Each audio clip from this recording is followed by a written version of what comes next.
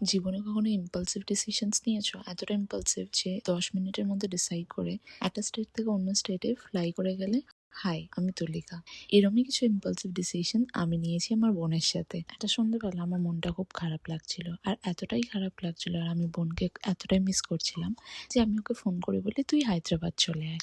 ও তো শুনে তখন শক, হায়দ্রাবাদ এখন কি করে সম্ভব? তখন বাজে ঘড়িতে সন্ধ্যে 6:45। আমি বললাম, রাত 10টার সময় একটা ফ্লাইট আছে, তুই ওটা ধরে নয় চলে আয়। ও তো শুনে অবাক, রাত 10টা, এখন বাজে 6:45, এটা সম্ভবই না, আর কি করে এত তাড়াতাড়ি যাব?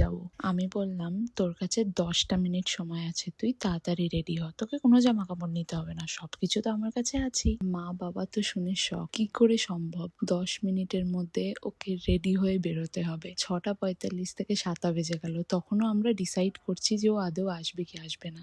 আমি তো আমার মনকে পুরো রেডি করেই নিয়েছিলাম যে হ্যাঁ, তোকে আসতেই হবে, কিন্তু তখনও অবধি প্রসেস করার মতন পরিস্থিতিতে না ও ছিল, না আমার বাবা মা। আমার বোন তখন ভেবে বলল এক কথায় যে হ্যাঁ, আমি আসবো, তুই টিকিট কাট। কিন্তু টিকিট কাটার ভরসা আমি করতে পারছিলাম না, কেন কি ও বাড়ি থেকে এয়ারপোর্ট যাওয়ার ক্যাব ঠিকঠাক পাবে কিনা সেটা বুঝে উঠতে পারছিলাম না, কেন কি সেদিনকে ছিল কিছু একটা স্পেশাল দিন, যে কারণে রাস্তাঘাটে গাড়ি ঘোড়া খুব একটা চলছিল না। তাই আমি ওকে বললাম, তুই আগে তোর ক্যাব বুক কর, যদি তোর ক্যাব কনফার্ম হয়ে যায় আর ক্যাব চলে আসে, আমি টিকিট করে দেবো।